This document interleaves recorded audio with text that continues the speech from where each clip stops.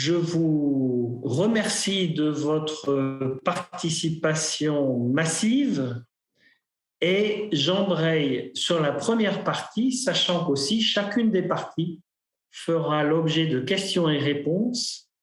Et comme Isabelle l'a dit, n'hésitez pas à écrire vos questions dans l'espace réservé Q et R. Alors, je pense que vous devez voir maintenant la présentation de la CIDI. Brièvement, nous le savons, mais il est important de rappeler les fondamentaux de la CIDI. Il y a près de 40 ans, le CCFD Terres Solidaires a créé la CIDI comme un instrument novateur à l'époque pour être présent et investir auprès des populations vulnérables des pays du Sud et de l'Est par de l'investissement solidaire. Aujourd'hui, la CIDI appuie directement une centaine de partenaires. Et quand nous disons appuyer et quand nous disons partenaire, cela signifie une relation dense, suivie, où s'articule le financement et où l'accompagnement selon les cas. Ce sont 64 institutions de financement de proximité ou de microfinance et près d'une quarantaine d'organisations de producteurs ou d'entreprises créées par ces organisations de producteurs, principalement, mais pas exclusivement, vers le continent africain, pour lequel la CIDI a défini une priorité géographique forte et importante, puisque nous considérons que c'est en Afrique que les défis de l'inclusion socio-économique sont les plus importants, notamment dans les zones rurales. Pour ce faire, la CIDI existe comme une chaîne de solidarité financière qui collecte et mobilise son capital dans la durée auprès de ses actionnaires. Je l'écrirai ensuite. Pour mener à bien cette mission d'investissement solidaire, la CIDI donc a un double métier que nous articulons dans le modèle économique de la CIDI. Le financement et l'accompagnement et le financement. Par le financement, la CIDI est d'abord et avant tout un investisseur solidaire engagé dans la durée auprès de ses partenaires, principalement sous forme de participation, près de prise de participation, d'investissement en capital. La CIDI investit dans des institutions en tant qu'actionnaire minoritaire, mais participe à la gouvernance, participe chaque fois que possible à la vie de ces institutions. Et quelque part, en investissant en capital, nous nous allions à ces organisations partenaires pour traiter ensemble de leur durabilité, de leur soutenabilité. Nous partageons la vision et le risque auprès de ces organisations et bien entendu, lorsque les résultats sont là, nous les partageons également.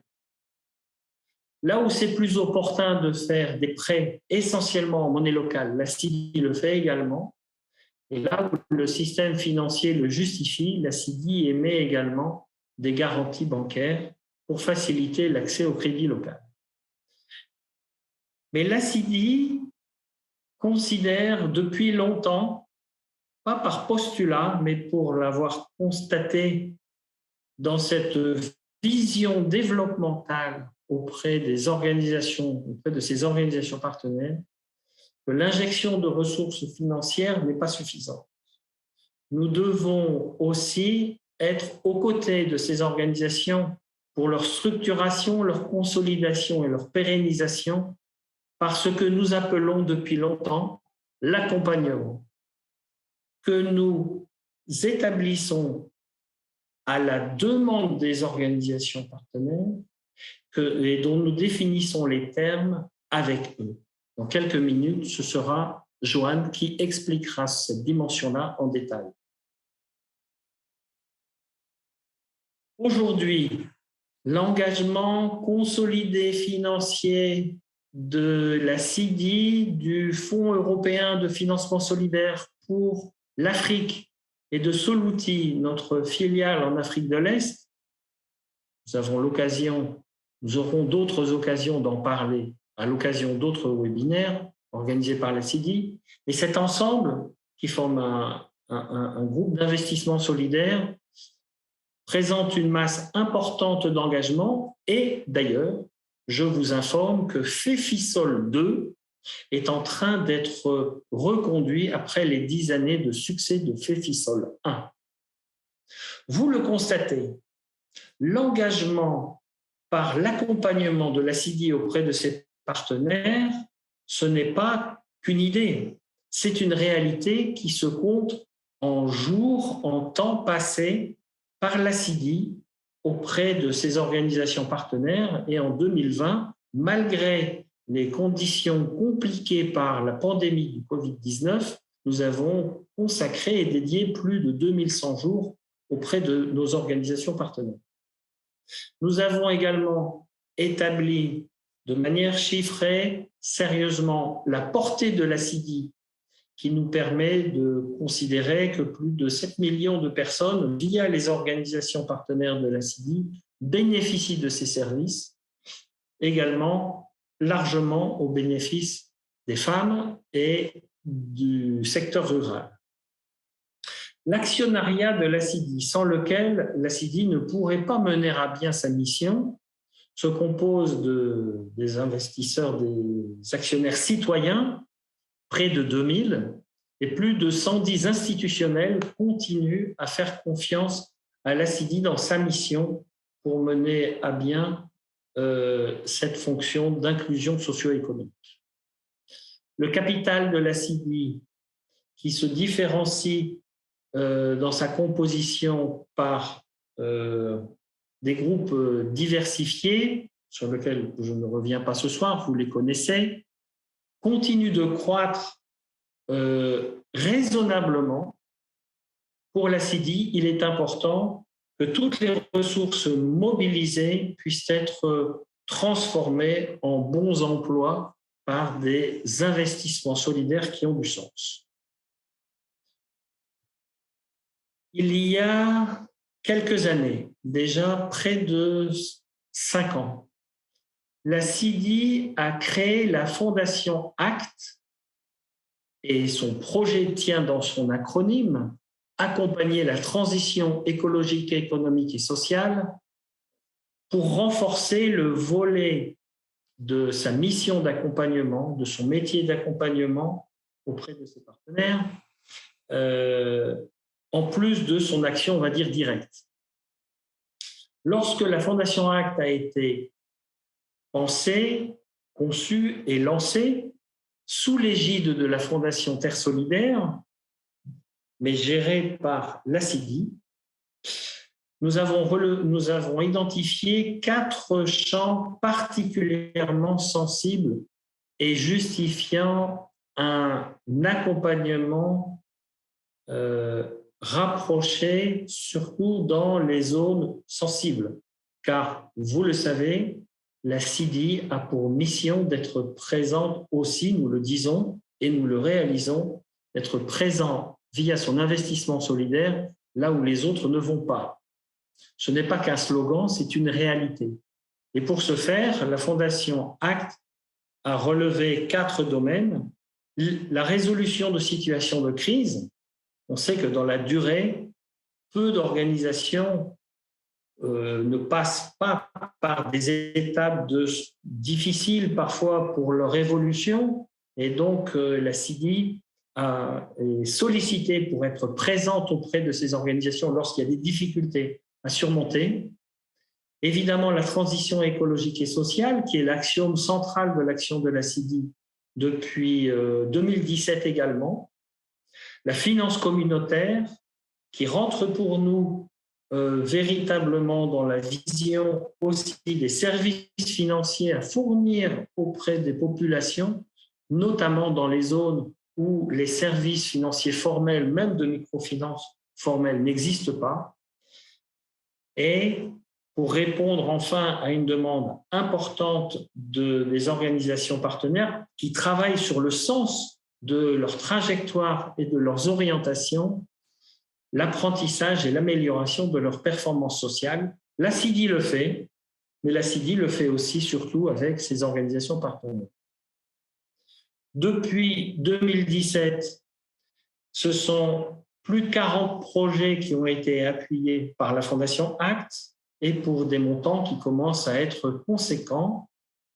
Une des raisons de notre webinaire ce soir, c'est d'une part de vous en rendre compte et d'autre part de voir ensemble comment approfondir cette action. Je vais donner la parole maintenant à mon collègue Joanne, qui est directeur des partenariats de la CIDI, pour que Joanne nous expose quelle est la mission d'accompagnement que la CIDI mène à bien. Alors, bonsoir à tout le monde. Et également, je me joins aux remerciements. Merci beaucoup de participer à ce webinaire, ce nouveau format qu'on découvre nous également. Donc, voilà, très heureux de pouvoir parler un peu de cet aspect-là de notre métier au quotidien dans le cadre de ce webinaire. Donc, je voulais un peu parler du métier d'accompagnement à travers le prisme du métier de chargé de partenariat, qui est le métier, on va dire, qui sont les personnes qui sont le lien, qui incarnent le partenariat entre, d'un côté, la structure de la CIDI au nord, c'est l'institution, ses actionnaires, c'est l'ensemble des personnes qui appuient la CIDI ici en France, et d'un autre côté, nos partenaires dans le sud. Et on va dire que le métier qui fait le lien entre ces choses-là, c'est le chargé de partenariat. Nous sommes environ une dizaine à la CIDI actuellement, qui couvrons les 36 pays qu'a mentionné Dominique un peu plus tôt. Je voulais vous présenter un peu le rôle de ce métier-là à travers les différentes fonctions, et cela va permettre un peu d'illustrer ce qu'est le partenariat et l'accompagnement pour la CIDI. Tout d'abord, dans un premier temps, l'accompagnement passe, on commence par la partie identification des partenaires, qu'on peut appeler prospection. Il s'agit bien sûr de trouver des partenaires avec lesquels la CIDI va collaborer et entrer en relation. Hein. Quand on travaille avec des partenaires à la CIDI, c'est pour du long terme. Donc, il y a un gros travail préalable, on va dire, de présélection de ces partenaires. Pour cela, on passe beaucoup de temps sur le terrain. Il faut savoir qu'un chargé de partenariat de la CIDI passe environ 30% de son temps de travail sur le terrain, dans ces pays d'intervention. Moi, à titre d'exemple, jusqu'à récemment, je travaillais au Burkina Faso et en Côte d'Ivoire, et je me rendais régulièrement dans ces pays-là. Et d'abord, pour ce travail de prospection, rencontrer l'ensemble, on va dire, des acteurs et des parties prenantes du secteur, on va dire, de l'inclusion financière et du secteur agricole, de l'agriculture familiale. Ça passe par un travail important de rencontre, en premier lieu peut-être avec les partenaires du CCFD que vous connaissez tous, hein, qui sont bien sûr très fortement implantés et qui ont dans les pays où l'on travaille, et qui sont forcément un relais très intéressant pour la CIDI pour développer ses partenariats dans le Sud. Ensuite, il y a un travail aussi de discussion et de rencontre avec les organisations locales. Par exemple, au Burkina Faso, on va travailler avec l'association des organisations de producteurs certifiés commerce équitable, grâce auxquelles on va pouvoir rencontrer des partenaires potentiels pour l'institution. Ça peut aussi passer par les associations d'institutions de microfinance, qui sont un relais important et avec lequel la CIDI a l'habitude de travailler de façon rapprochée.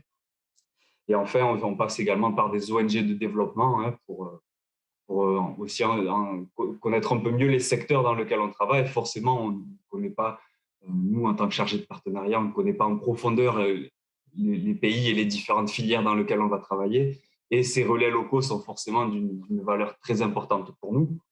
Une fois ce travail de prospection établi, on va faire le travail de présélection, on va dire, qui va consister à voir si véritablement les partenaires sont alignés, notamment sur notre vision de transition écologique et sociale. Hein.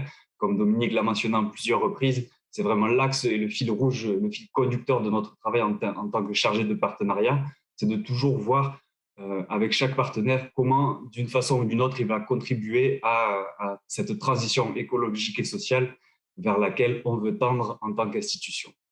Une fois ce travail fait, on a le travail d'instruction des dossiers. Alors, il faut savoir que c'est un travail assez important qui va consister, on va passer environ 3 ou 4 jours auprès du partenaire et on va conduire une espèce de mini-audit, aussi bien sur des aspects organisationnels, sur des aspects de gestion des ressources humaines, sur des aspects je sais pas moi, sur les aspects logistiques, bien sûr sur des aspects financiers, puisqu'on n'oublie pas ce volet financement qui aussi fait partie de cette double mission de la CIMDI, financement et accompagnement.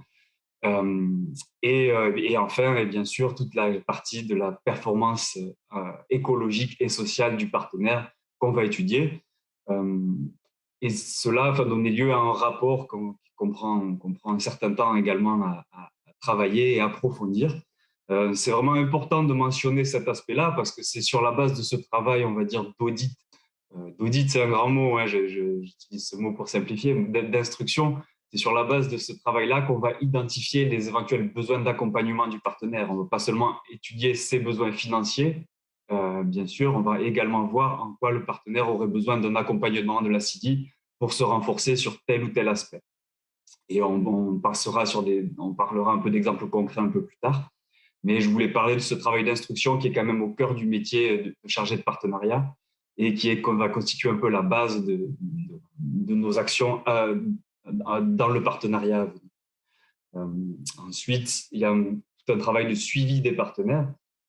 Alors, on est en contact fréquent tout au long que ce soit de la campagne agricole ou de l'année pour les institutions de microfinance, pour voir si tout se passe bien. Et bien sûr, il y a aussi une visite annuelle. Hein, on visite chaque partenaire au moins une fois par an. Donc, autant vous dire que ce travail on crée aussi des liens humains forts qui par la suite rejaillissent sur des liens institutionnels forts entre la CIDI et les partenaires avec lesquels on travaille. Et enfin, donc c'est un peu la conclusion de ce travail préalable de présentation du métier de chargé de partenariat. Il y a tout le temps que l'on va dédier en tant que chargé de partenariat à ce qu'on appelle un accompagnement sur mesure. Accompagnement sur mesure, c'est quand même important de faire un petit point sur l'aspect sur mesure, puisque la CIDI, à la différence peut-être de bailleurs institutionnels ou d'ONG qui vont répondre à des appels d'offres de bailleurs ou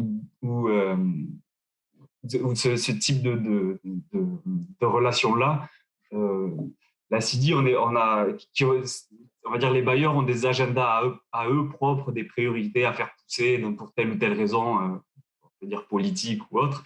La CIDI, nous, on est complètement libre de décider avec le partenaire vers quel accompagnement on veut travailler, dans quel sens on veut travailler. Et c'est vraiment sur mesure, c'est-à-dire que pour chaque partenaire, on va vraiment définir un accompagnement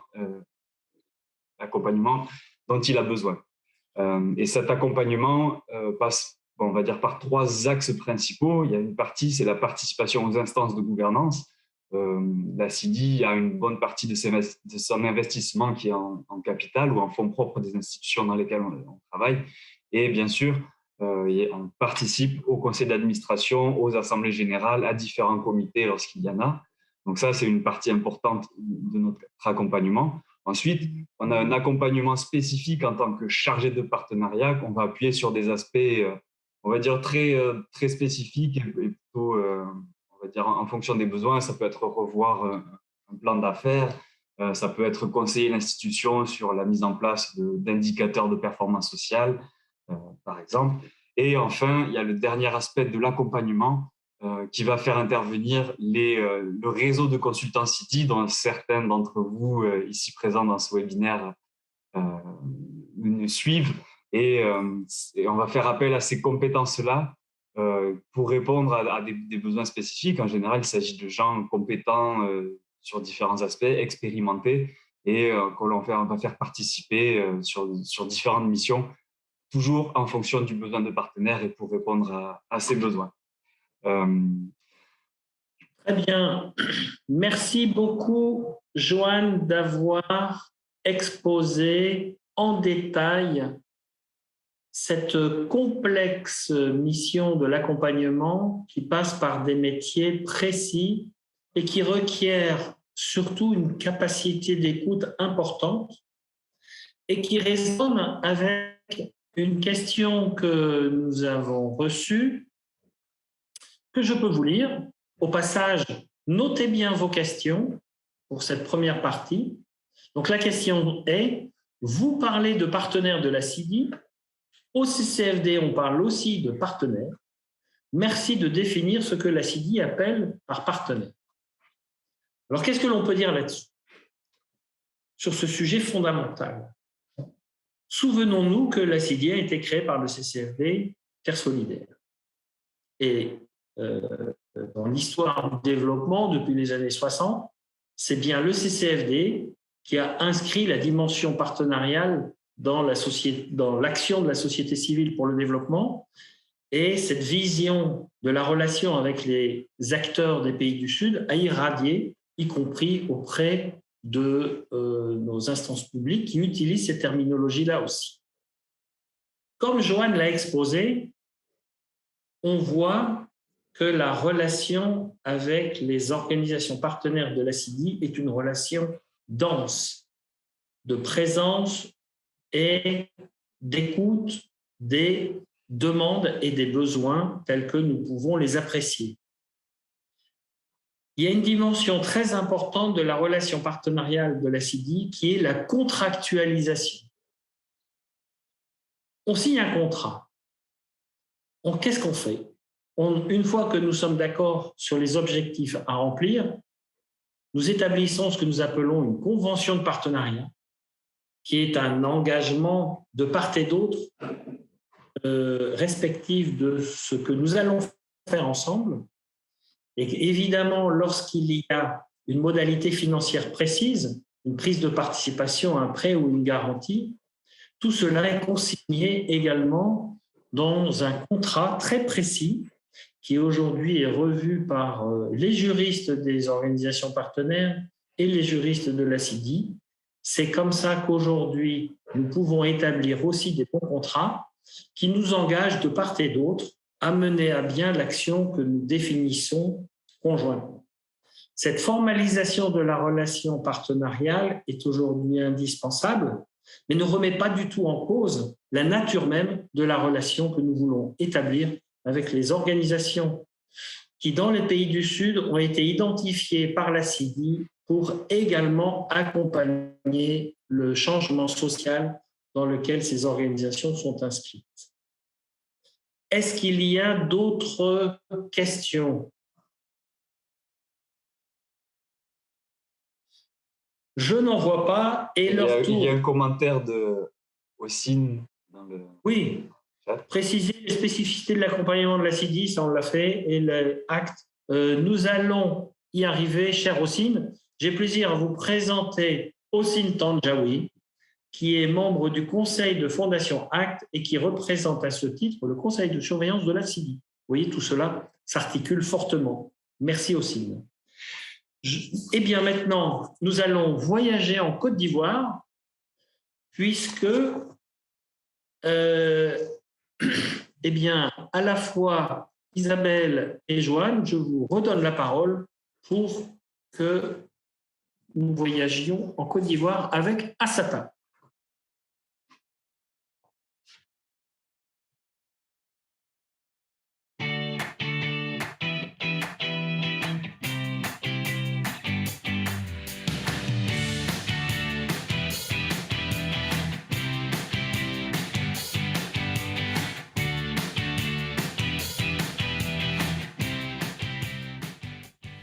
c'est une coopérative qui produit du cacao et qui la commercialise.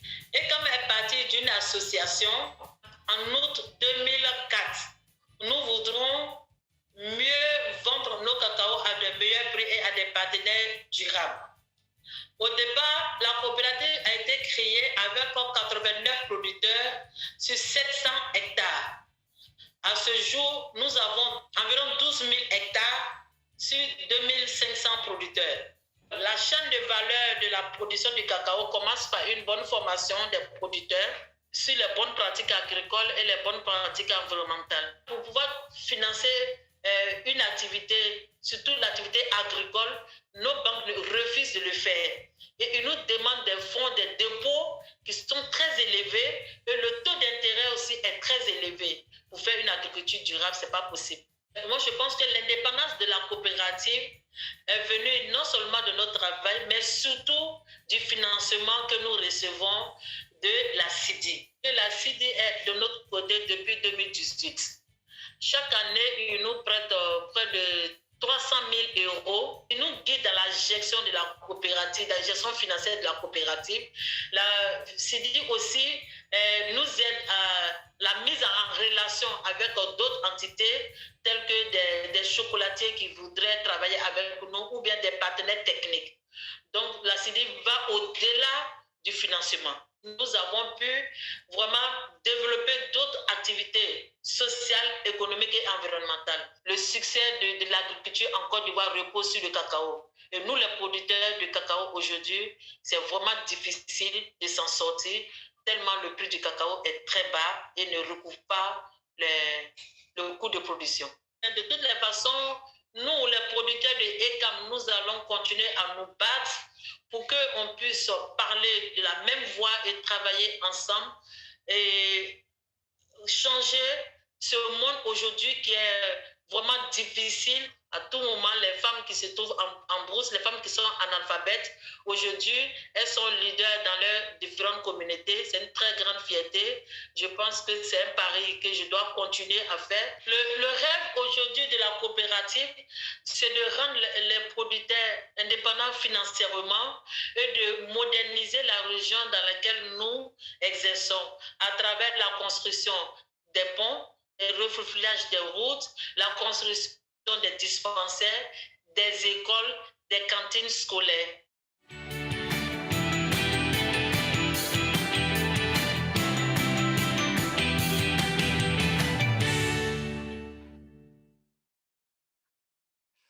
Alors, donc, cette petite vidéo était la vidéo, on va dire, de présentation de ECAM lors de la remise du prix de la finance solidaire. Il y a eu lieu il y a 2 semaines de ça à Lyon. On reçoit aujourd'hui Assata, en invité dans ce webinaire, donc Assata Doumbia, que vous avez pu voir dans la vidéo, et qui est la présidente de la coopérative ECAM. On voulait inviter Assata pour qu'elle témoigne de cette relation de partenariat et d'accompagnement entre la CIDI et ECAM.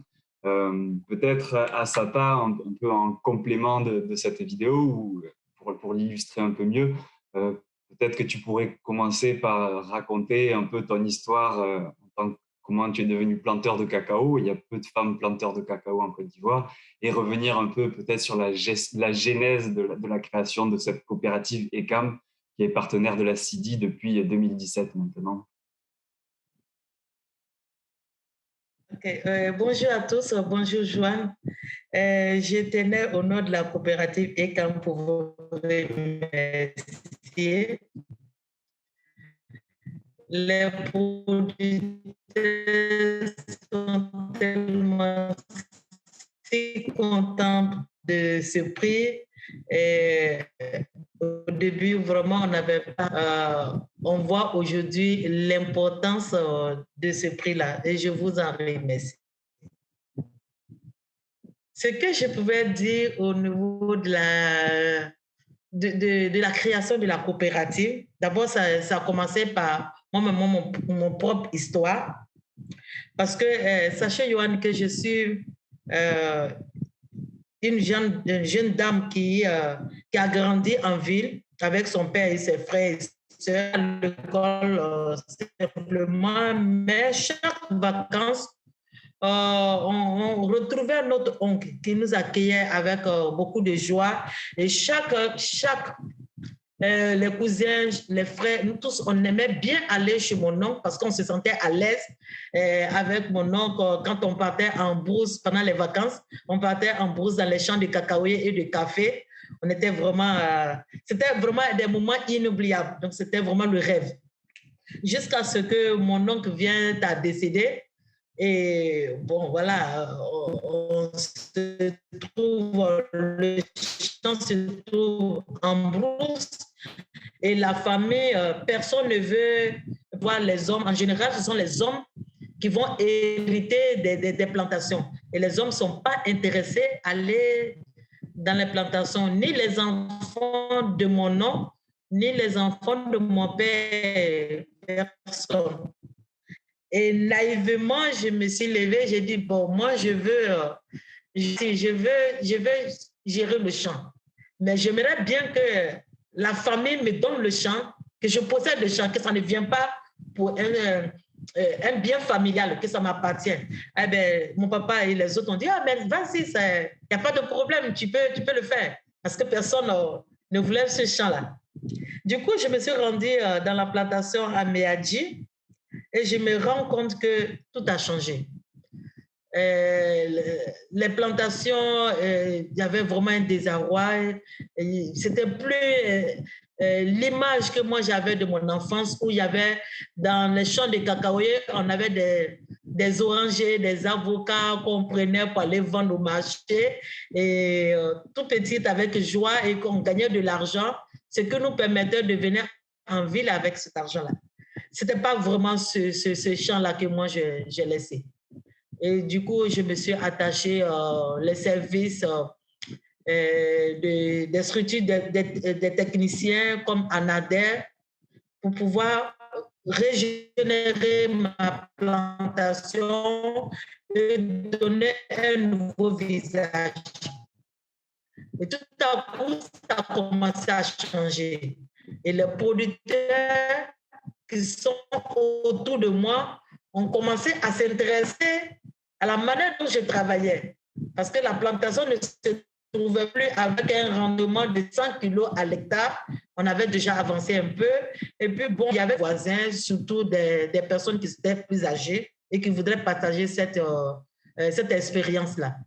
Il y avait aussi un autre problème, c'était le problème du prix. En ce moment, ce n'était pas le prix qu'on fait maintenant, parce que le prix est donné 2 fois au cours de l'année. Chaque jour avait son prix. Et nous, les producteurs, on ne bénéficiait, ne savait pas, et puis bon, on vendait toujours nos prix, le cacao à des prix bas. Donc, les producteurs, ensemble, on s'est dit, bon, pourquoi ne pas aller jusqu'au port avec notre marchandise et pour avoir un meilleur prix et puis se faire accompagner par des techniciens. C'est là qu'était la création de la coopérative ECAM. On a commencé avec 7 producteurs qui voulaient savoir un peu, et puis à la création, 89 producteurs, et puis avec 3 femmes. Au jour d'aujourd'hui, comme on a dit dans la vidéo, on est autour de 2500 producteurs sur 12 000 hectares. Donc voilà un peu la genèse de la création de la coopérative ECAM. Merci beaucoup, Assata. Pour illustrer ça, je pense que c'est important hein, de voir aussi l'historique des partenaires avec lesquels on travaille et d'où vient finalement tout ce mouvement-là. La question suivante que je voulais te poser, c'est un peu que tu nous racontes comment tu as connu la CIDI et en particulier en quoi c'était intéressant pour une structure comme ECAM d'établir un partenariat avec la CIDI, peut-être d'abord avant de parler de l'accompagnement, mais aussi sur l'aspect financement qui est quand même important. Dans un premier temps, tout à l'heure, je vous ai dit que notre objectif, c'était d'aller vendre notre cacao à l'usine, c'est-à-dire au niveau des exportateurs. Et ce que nous avons fait depuis la création de la coopérative 2004, mais au fur et à mesure qu'on avançait, les choses continuaient à être difficiles pour la coopérative. Le nombre de producteurs augmentait, mais on avait du mal à rendre service à nos producteurs. Et à la fin de l'année, on n'avait pas un bénéfice qui permettait de soutenir la coopérative. Du coup, nous sommes inscrits dans le commerce équitable à travers la certification Fairtrade. Et étant dans le commerce équitable Fairtrade, nous avons rejoint un réseau, le réseau ivoirien du commerce équitable, qui est l'association de présidents de coopératives de Côte d'Ivoire qui sont inscrits dans le commerce équitable. Donc, c'est à travers le réseau, à ce réseau-là que nous avons connu. Et après avoir, tout à l'heure, vous avez décrit comment vous travaillez, comment vous approchez vos partenaires. Et c'est de la même manière qu'on nous a approchés. Heureusement pour nous, on avait des avantages de gestion qui étaient intéressants. Et Sidi nous a accompagnés tout de suite en mettant en place en nous conseillant en mettant en place des fonds. Ces fonds nous ont permis aujourd'hui d'être indépendants vis-à-vis de nos partenaires financement et à tout moment, ils peuvent arracher ces financements-là aussi. Donc, voilà comment j'ai connu un peu la CIDI et l'intérêt pour moi de travailler avec la CIDI qui était très important. Oui, merci de ce témoignage. Peut-être pour les participants à ce webinaire, rappeler que si les coopératives ne bénéficient pas de financeurs comme la CIDI, on est complètement à la merci des acheteurs internationaux. Et donc, on subit finalement, on est dans une situation une position de négociation en faiblesse par rapport à ces acteurs internationaux, et d'avoir une capacité de se financer grâce à ce type de crédit campagne aide clairement les coopératives comme ECAM à se développer selon leur propre logique et leur propre stratégie. Voilà. Peut-être ensuite, tu peux aussi nous parler un peu de l'accompagnement dont tu as bénéficié de la part de la CIDI depuis le début. Oui, Yohan. Moi, aujourd'hui, je parle au nom de tous les producteurs de ECAM. C'est sûr que tant que la CIDI va continuer à nous accompagner, nous prions Dieu que la CIDI reste aussi longtemps sur terre pour nous accompagner. Parce que c'est vrai que nous travaillons beaucoup, mais la CIDI a été vraiment l'élément catalyseur pour nous affranchir vis-à-vis dans ce milieu-là, dans ce milieu de cacao qui est vraiment très difficile, surtout quand vous n'avez pas de financement.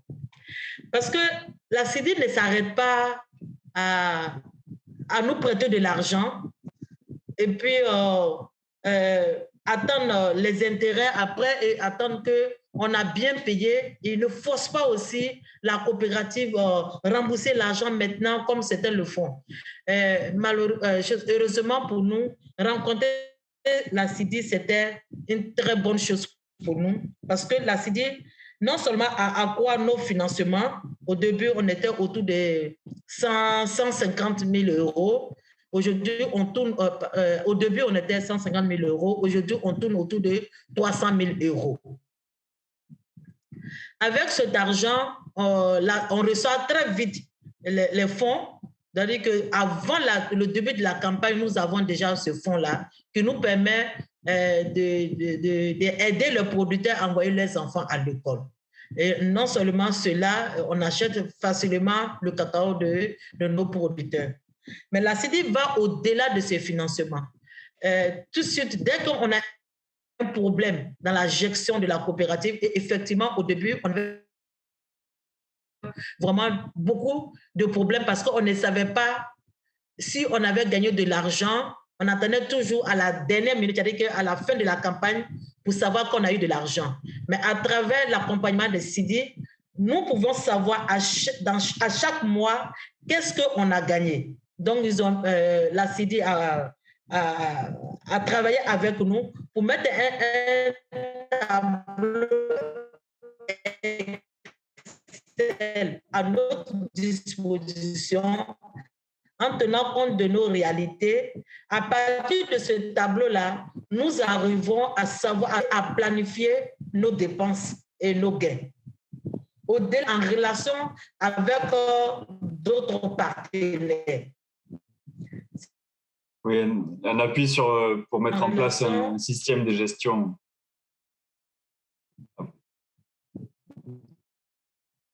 Voilà, un système en place malheureusement, il y a eu un bug là. Donc, Yohan, tu as parlé un peu. J'espère que vous m'entendez très bien. Oui, la liaison n'est pas très bonne, mais on peut dire aussi aux auditeurs du webinaire qu'il y a un orage qui se prépare sur Abidjan aujourd'hui ou en ce moment. Et c'est les raisons pour lesquelles il y a certains décalages. Mais je pense que tout ton message a été très clair jusqu'à présent. Voilà. La CIDI nous a vraiment accompagnés avec d'autres partenaires financiers qui nous ont permis de mettre en place aujourd'hui des manières de gestion financière et comptable. Donc, voilà un peu tout ce que la CIDI fait pour nous.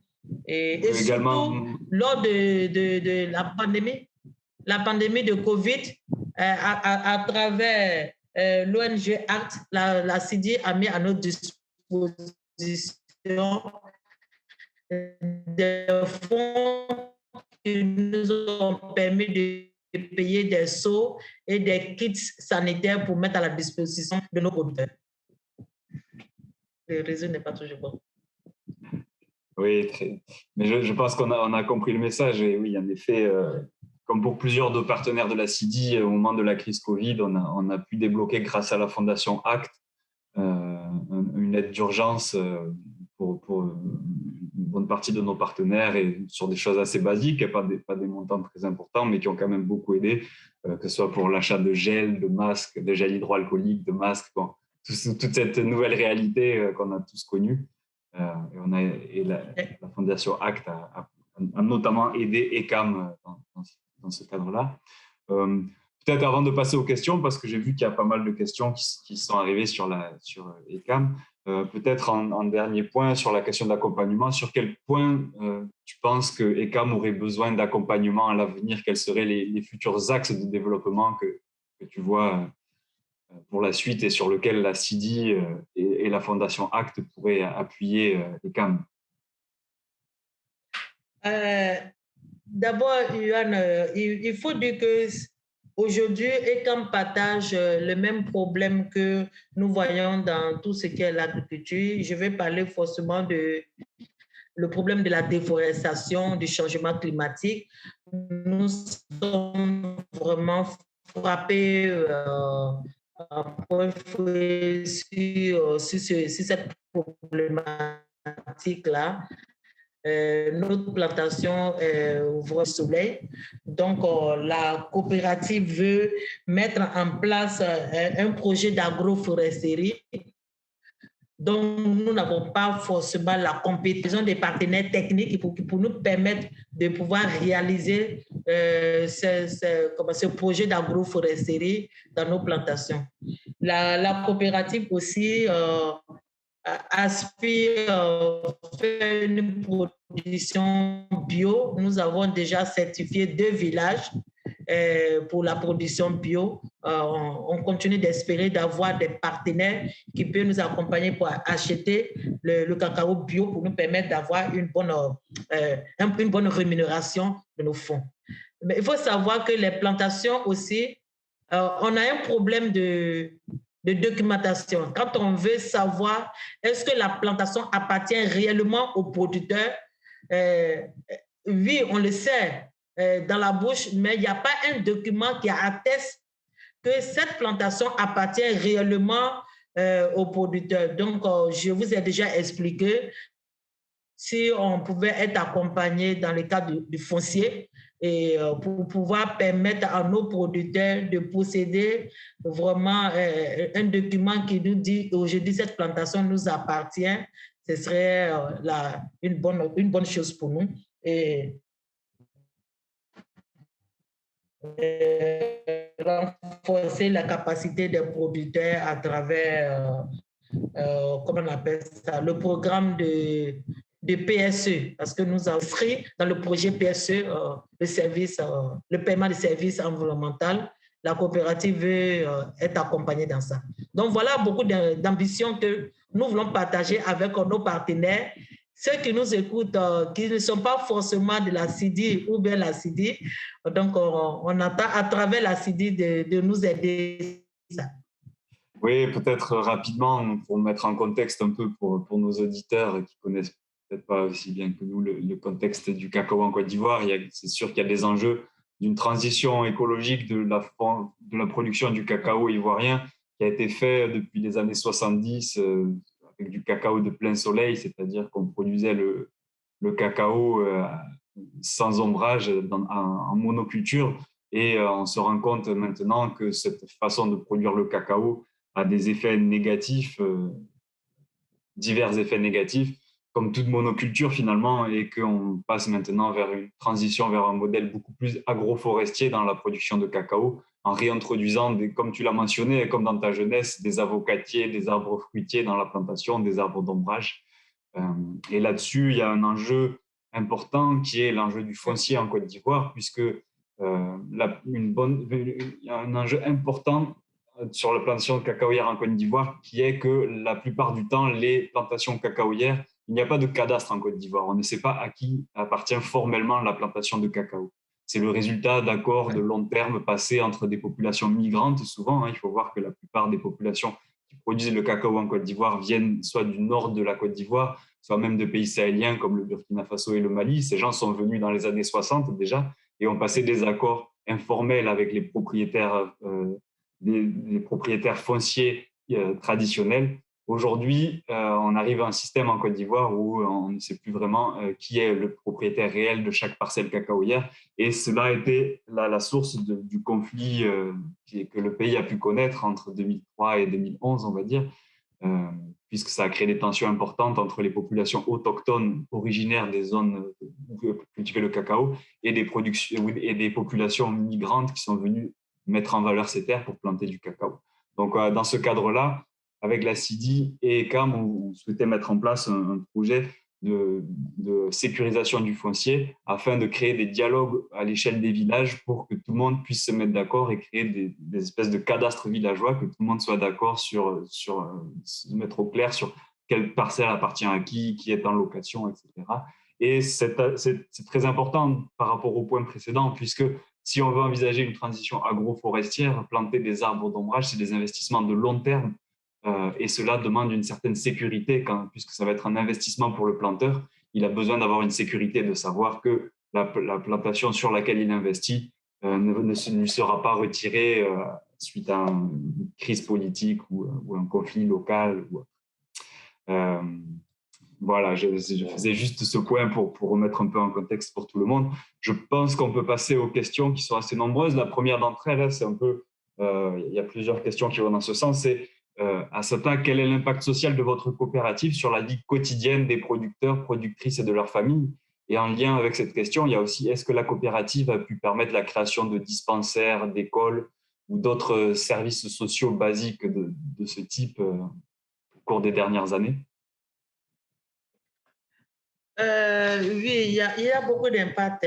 Il faut savoir que l'impact, pour pouvoir mesurer l'impact, nous allons voir de façon sommaire sur deux axes. D'abord, au niveau des producteurs et les plantations, on va les apporter une prime parce que le prix du cacao est très bas. Donc, du coup, on va les apporter à travers nos partenaires. Nous allons recevoir une prime qu'on pourra mettre à la disposition du planteur pour que ça puisse ajuster déjà son prix. Et nous aidons pour que la plantation puisse avoir une forme qui peut leur donner une bonne production. Nous travaillons avec nos producteurs aussi à amener les enfants à l'école. Bon, à les aider à envoyer les enfants à l'école à travers les prêts scolaires ou des dons de kits. Voilà, ça c'est ce qui concerne le producteur lui-même. Mais nous travaillons beaucoup dans la communauté à travers les sensibilisations. Actuellement, à notre 3e école que nous sommes en train de construire, depuis la création de la coopérative, ça fait 3 écoles que nous construisons dans 3 villages différents. Et ce qui sera la particularité, par exemple, de cette école qu'on a construite depuis l'année dernière, nous voudrons faire que ce soit une école solidaire. C'est-à-dire que non seulement l'État a une partie, mais la coopérative aussi aura son mot dans la gestion de l'école. Parce que nous avons remarqué que les enseignants n'ont pas une compétence pour pouvoir enseigner les enfants.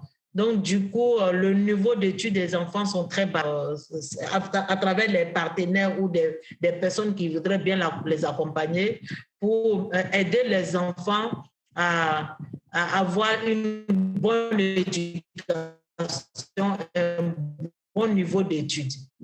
Donc, ça, c'est notre école solidaire que nous avons mis en place. En ce qui concerne les dispensaires, nous n'avons pas encore construit des dispensaires. Nous pensons beaucoup, il y a beaucoup de femmes ou d'enfants qui décèdent dans nos villages, des femmes qui sont enceintes au moment d'accoucher. La route est tellement si mauvaise qu'elles sont obligées d'être sur les motos ou bien dans des camions. Malheureusement, la route ne leur permet pas d'arriver jusqu'en ville pour accoucher. Donc, soit la femme perd vie dans ces conditions-là, ou bien c'est l'enfant qui va décéder. Donc, on a beaucoup de ces cas-là. Malheureusement, c'est difficile de faire des dispensaires partout. Donc, voilà un peu ce que la coopérative essaye tant bien que mal de rendre service à ses producteurs et à la communauté. Merci Assata. Je voulais peut-être préciser pour les auditeurs de ce webinaire, rappeler que si la coopérative ECAM peut faire ce type de projet et d'appui à la communauté, c'est largement grâce aux primes issues du commerce équitable. Il faut savoir que quand on achète du cacao issu du commerce équitable, on paye une prime qui va à la coopérative et cette prime va servir de fonds pour permettre à la coopérative de mettre en place tout ce système d'appui à la communauté, sans quoi ce ne serait pas possible. Il faut savoir qu'en Côte d'Ivoire, le prix est fixé par l'État et que finalement, on va dire, l'appui que peut permettre une coopérative et que les marges qui sont prévues dans le système de fixation des prix par l'État sont assez faibles, mais l'appui communautaire que peut faire une coopérative est largement permis par les marchés, les ventes sous le label commerce équitable. C'est très, très important d'avoir ça en tête quand on achète un produit commerce équitable. À la différence nous vendons sur 2 labels, hein, le commerce équitable qui est le plus grand marché que nous avons, mais nous avons aussi le Rainforest Alliance aussi, qu'il faut nommer parce que là, comme on travaille avec eux aussi, il faut le dire, on reçoit aussi des primes, mais la prime du commerce équitable est plus élevée que celle de Rainforest Alliance. En effet. Hein. Est-ce qu'il y avait une question aussi on demandait est-ce que la CIDI n'est pas menée à arrêter son financement à une coopérative comme ECAM au fur et à mesure du temps? Bon, c'est peut-être une question technique qui est de dire que les coopératives en général ont très peu de fonds propres puisque c'est l'émanation de planteurs qui vivent dans la précarité à l'origine et ont finalement peu d'argent à mettre, à consacrer à leur coopérative. Et donc, cela explique que les coopératives en tant que telles ont peu de moyens et ont besoin de financement de type que celui apporté par la CIDI pour pouvoir opérer tout simplement. Sans quoi, comme l'expliquait Assata au début, une coopérative est entièrement dépendante des préfinancements de ses acheteurs pour pouvoir tout simplement acheter et collecter le cacao de ses membres. Hein. Si elle n'a pas de préfinancement de type CIDI, elle ne peut tout simplement pas opérer, ou en tout cas, et finalement ne pas accéder à ces marchés type commerce équitable dont on parlait précédemment. Donc, c'est à ce sens-là que le rôle de la CIDI, En fait, bien sûr, dans l'idéal, ce serait parfait qu'un jour ECAM ait suffisamment de fonds propres pour pouvoir financer son fonds de roulement par elle-même et financer sa campagne cacaoyère. Mais il faut quand même imaginer que c'est des volumes déjà, des montants importants et qu'il va falloir beaucoup de temps avant qu'une coopérative, et comme toutes les coopératives en Côte d'Ivoire, et je peux étendre aussi aux coopératives de café en Amérique latine et autres, le besoin de financement en fonds de roulement, malheureusement, est toujours très important et loin de pouvoir être assumé par la coopérative seule.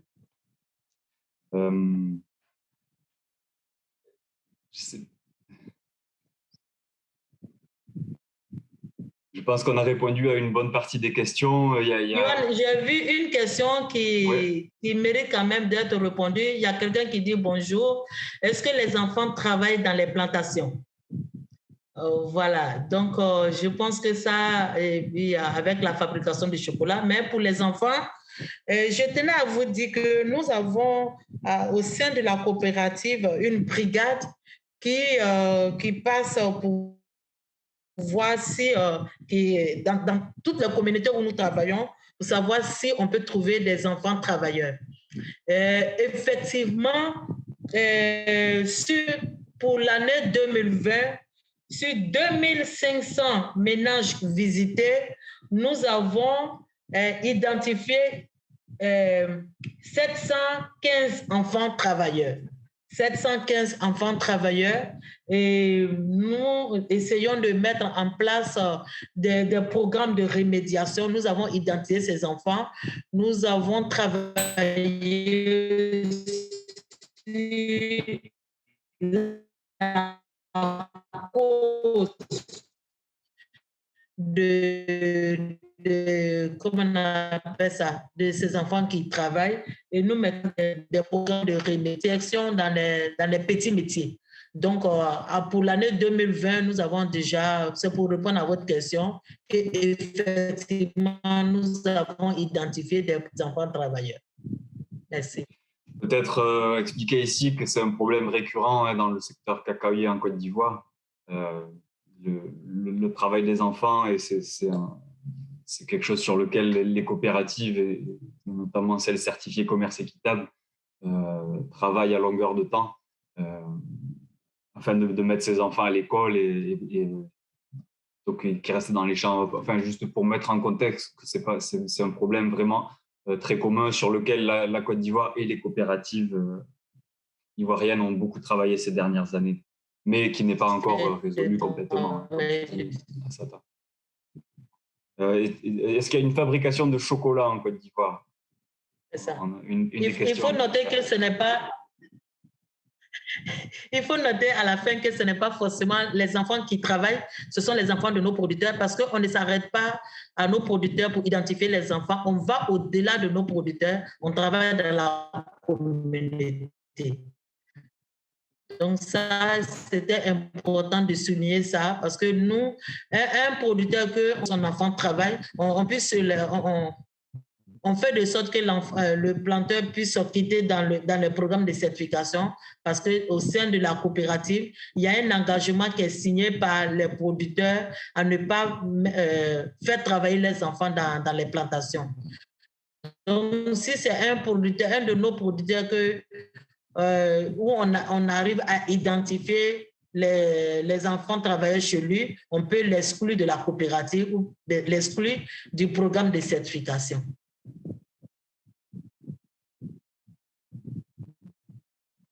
Il y a plusieurs questions aussi sur la question des différences de prix entre un prix normal, le prix commerce équitable et le prix bio. Peut-être qu'Assata, tu peux dire combien sont les primes en général, pour illustrer, pour mettre un chiffre concret derrière cette réalité-là. Oui, voilà. Pour donner de façon très brève, je ne vais pas entrer dans le détail cette réponse.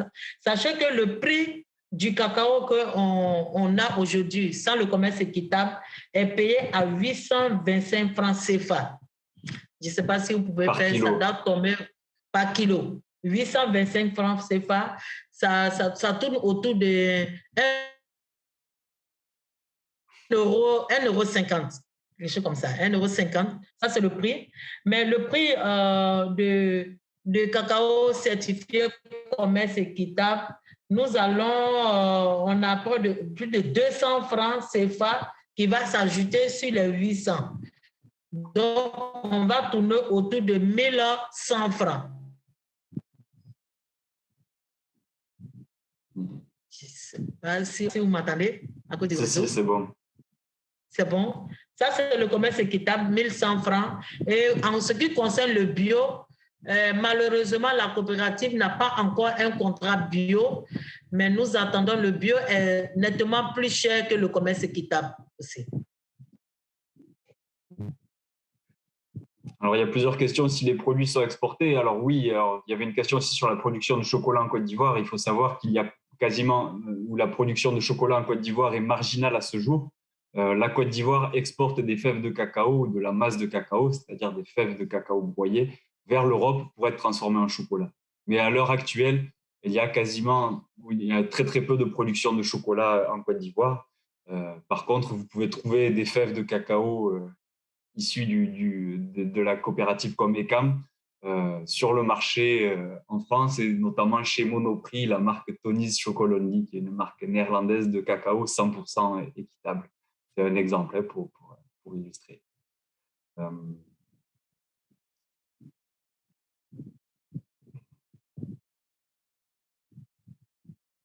Et après, oui, alors il y avait une question, est-ce que donc oui, chaque année, ECAM bénéficie d'un prêt de la CIDI, donc c'est des prêts campagne, hein, on travaille comme ça avec la plupart des organisations de producteurs, pas seulement sur le cacao, mais sur le café, la noix de cajou, le sésame, le miel.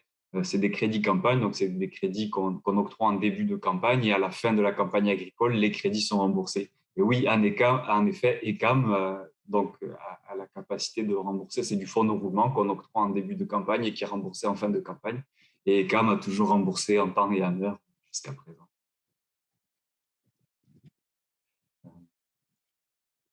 Je vois que le temps file. Est-ce que…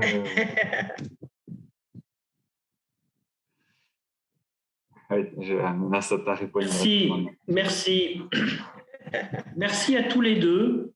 Merci Nassata, merci Joanne.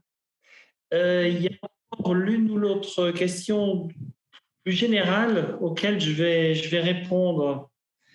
Qu'est-ce qui a fait que ECAM ait remporté le prix Le Monde, Faire le Monde? Eh bien, je pense que c'est le jury a repéré toute cette trajectoire humaine qui a mené à la performance d'une expérience éminemment populaire en Côte d'Ivoire. C'est le critère central qui a ému, on va dire, le jury et qui a permis de remporter ce prix. Un autre sujet qui a été abordé porte sur le plaidoyer. Alors, la CIDI est la filiale du CCFD Terre Solidaire. La CIDI mène une action d'investissement solidaire. Ce n'est pas la CIDI qui est chargée de faire du plaidoyer pour la défense des droits, y compris économiques, des partenaires de la CIDI. En revanche, en œuvrant à la consolidation économique et institutionnelle des organisations locales, la CIDI permet à des organisations comme ECAM et tant d'autres également de se renforcer suffisamment sur le plan économique pour être capables ensuite de défendre l'ensemble de leurs droits sociaux et autres. Une autre question à apporter également sur la digitalisation des services rendus à distance. C'était une question de Damien Graton. Nous le verrons dans cette séquence suivante avec l'action de la Fondation ACT. Oui. La CIDI a appris à travailler à distance également. Par exemple, nombre d'assemblées générales ou nombre de conseils d'administration se tiennent à distance comme notre webinaire aujourd'hui, comme nous le constatons, nous apprenons à travailler de manière précise malgré la contrainte de la distance. Ça a été un apprentissage. Et la CIDI s'enorgueillit particulièrement dans son accompagnement durant l'exercice 2020, au moment où la pandémie est tombée sur la tête de tout le monde, d'avoir animé un méga séminaire réparti dans le temps sur la gestion des liquidités très tendues par les institutions de financement de proximité, par les institutions de microfinance, essentiellement africaines, qui ont subi les effets soit de retrait de certains appuis, soit à une demande supplémentaire importante auprès de leur clientèle. Cet apprentissage à distance nous a fait avancer sur nombre de sujets, même si, et nous venons de le vivre lors de la récente semaine africaine de la microfinance, rien ne remplace le contact. Et nous nous souvenons de la présence d'Assata lors des 35 ans de la CIDI, qui était là également avec nous pour fêter cela. La prochaine étape de notre webinaire, qui avance très vite, porte sur une présentation de la Fondation ACT en tant que telle. J'imagine que vous pouvez également voir. Vous voyez l'écran ? Oui. C'est bon ? Parfait. Alors, il m'incombe maintenant de présenter la Fondation ACT en tant que telle, qui, comme je l'ai dit en introduction, a été créée par la CIDI. Et la meilleure présentation possible, c'est via les projets ou une sélection représentative des projets soutenus par la Fondation ACT. Au Kivu, en République démocratique du Congo, l'association Action intégrée pour le progrès rural mène depuis longtemps une action de financement communautaire via les mutuelles de solidarité, ce que nous appelons dans notre langage CIDI les museaux. Ce sont ces petits réseaux de caisses colorées qui permettent la différenciation des fonctions de l'épargne-crédit dans ces environnements où la finance formelle n'existe pas.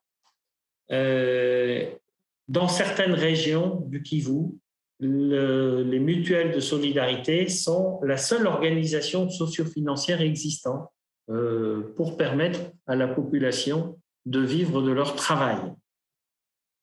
En Équateur, la CIDI a fait un bel investissement dans une banque sociale qui a été créée par la société civile du pays, qui s'appelle Codesarrollo, et qui mène toute une série d'actions pour financer l'économie sociale et solidaire à l'échelle du pays. Mais l'Équateur, comme d'autres pays, est naturellement victime aujourd'hui des effets de l'évolution climatique, du réchauffement climatique, et a conçu un kit de formation pour les petites organisations locales sur comment gérer les évolutions des effets du changement climatique dans la vie quotidienne de ces organisations, et ont appelé ces ateliers l'atelier de formation à la finance climatique. Donc la Fondation ACT a également soutenu ce type de formation. En Palestine, vous savez que la CIDI est engagée en Palestine depuis très longtemps. Parmi les partenaires de la CIDI s'enorgueillit du fait d'avoir travaillé, d'avoir été le premier prêteur en fait de Assala, qui est une institution de microfinance qui a été créée pour les femmes, par les femmes, avec les femmes, pour que les femmes de Palestine, dont on imagine bien les difficultés de la vie, puissent être des entrepreneurs tout à fait assumés et répondant aux besoins non seulement de leur foyer, mais de leur meilleur être également. la CIDI a été sollicitée pour mesurer les effets de ce travail mené par Asala en Palestine, et nous avons fait, à ce titre, nous avons contribué en tant que Fondation ACT à un audit de performance sociale qui a beaucoup servi pour que Asala actualise son orientation stratégique dans son univers de travail. Au Rwanda, ce n'est pas des producteurs de cacao comme en Côte d'Ivoire, ce sont des producteurs de café. Cette coopérative, qui également avait été primée il y a quelques années par le prix Le Monde,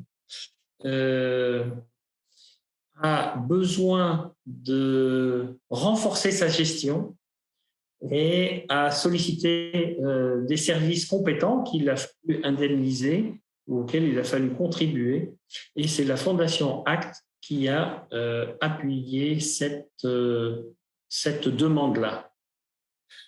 D'une manière générale, et Joanne en a fait mention, lorsque la crise Covid est arrivée, comment aborder ces situations-là?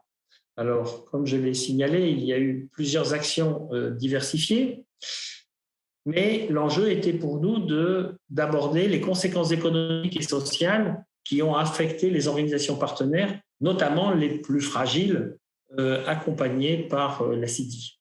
Et donc, nous avons, dans nombre de cas, fait une aide exceptionnelle d'urgence en tant que Fondation ACT, qui complétait aussi les rééchelonnements sollicités par les organisations partenaires de la CIDI, ou bien parfois les crédits, les prêts Covid que nous avons octroyés, qui sont des petits prêts, qui ont été des prêts pour faciliter les liquidités au moment où les institutions en avaient le plus besoin.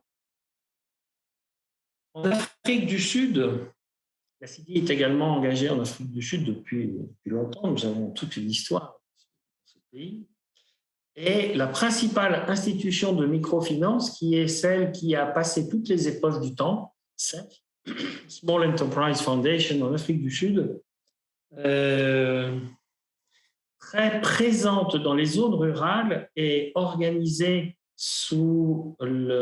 par un système de community banking, enfin de banque communautaire à l'échelle de provinces en Afrique du Sud, dans le nord-est du pays, a également sollicité la CIDI pour permettre de reprendre une vie un peu normale, y compris sur le plan sanitaire, par des appuis particuliers, complémentaires à la ligne de crédit que nous avons en tant que CIDI auprès de CEF. Nutrisase, pour les personnes qui connaissent la CIDI depuis longtemps, vous avez entendu parler de Nutrisase, notamment lors d'une assemblée générale de la CIDI il y a quelques années. Nutrisase est une entreprise sociale qui est spécialisée dans la production et la commercialisation de farines enrichies permettant une meilleure nutrition des enfants des quartiers périphériques des grandes villes, notamment à Tananarive. Et puis, on a constaté que là aussi, le Covid, qui a fortement frappé la grande île malgache, avait fragilisé le modèle économique déjà tendu de Nutrisase, et nous avons apporté un complément, on va dire subventionnel, pour que les cadres de Nutrisase puissent s'équiper. J'en ai fait mention rapidement tout à l'heure. Nous avons également, en tant que Fondation ACT et en tant que CIDI, assumé un important programme, et ça a été un peu la fierté sur l'exercice 2020 de la réactivité de la CIDI face à la pandémie et ses effets en Afrique notamment, et en Haïti également, par un important programme qui a permis à une cinquantaine d'institutions de microfinance d'être accompagnées malgré la distance pour renforcer la gestion tendue de leur liquidité et de leur trésorerie en période de crise. Pour cela, nous avons fait appel à des consultants experts en la matière qui nous ont donné leur temps et qui ont permis de faire une série de formations à distance très assidûment suivies par les responsables, notamment de la gestion de ces institutions financières à travers les pays d'Afrique. Ça a été fait en Afrique francophone. Vous avez appris qu'en 2019, la CIDI a acquis une nouvelle fêtière de refinancement en Afrique de l'Est, qui rayonne sur 3 pays, l'Ouganda, le Kenya et la Tanzanie. C'était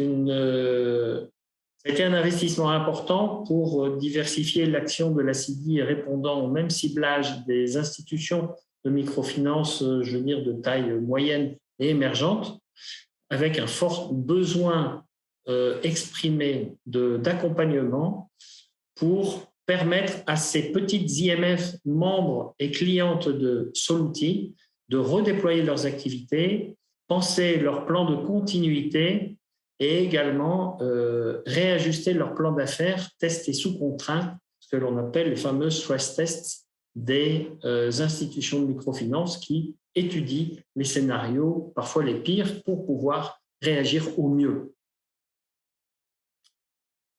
Voilà. Je ne sais pas si vous avez l'une ou l'autre question à poser sur l'action et l'activité de la Fondation ACT.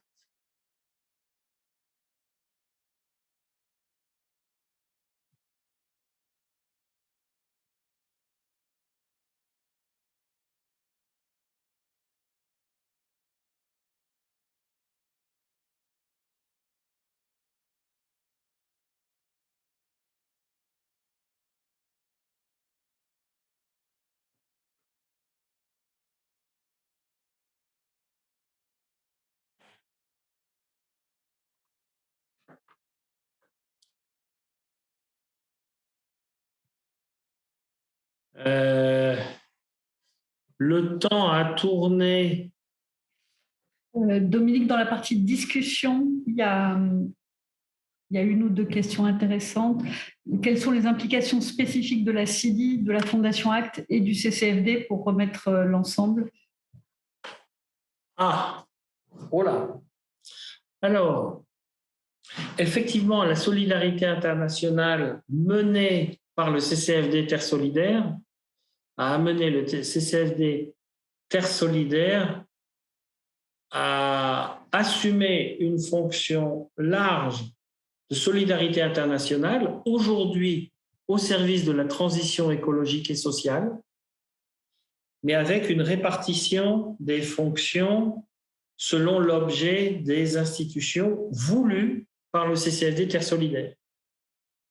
La CIDI inscrit son action pour l'investissement solidaire. Donc, comme nous l'avons exposé, et comme vous le savez, la CIDI est un investisseur, solidaire certes, mais un investisseur. Et la Fondation ACT a été créée grâce à l'évolution du cadre réglementaire des fondations en France, a été créée par la CIDI pour diversifier son action d'accompagnement, dont on a vu encore aujourd'hui qu'elle est complexe, et sous l'égide de la Fondation Terre Solidaire créée par le CCFD, et dont nous avons aussi dans notre webinaire aujourd'hui un des administrateurs, M. Claude Souris. Voilà. Donc c'est une construction sociétale importante qui s'adresse à la population de notre pays pour pouvoir exprimer au mieux sa solidarité avec les pays du Sud. Voilà, je ne sais pas s'il y a encore d'autres questions.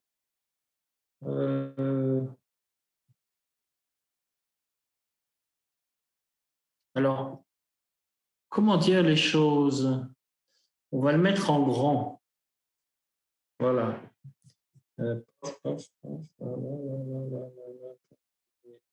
Voilà. Eh bien, c'est après 1h30 danse passée tous ensemble, je souhaite, au nom de mes collègues et avec mes collègues, vous remercier toutes et tous d'avoir participé au webinaire proposé par la Fondation ACT.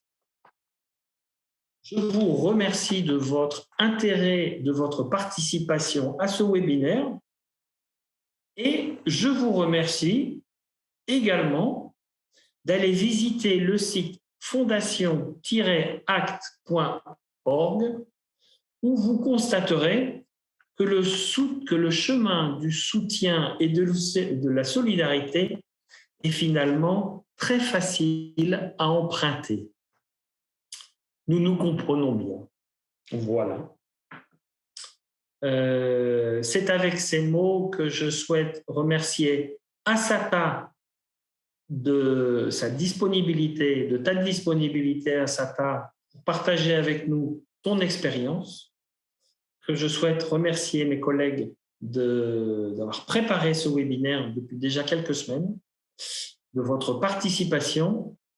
Et puis, je vais vous donner rendez-vous lors du premier trimestre de l'année prochaine pour un autre webinaire, puisque nous constatons que c'est une forme aujourd'hui, également vivante de maintenir le lien entre nous. Voilà. Je vous remercie. Et je vous souhaite une bonne soirée. Et bien entendu, nous sommes toujours à votre disposition.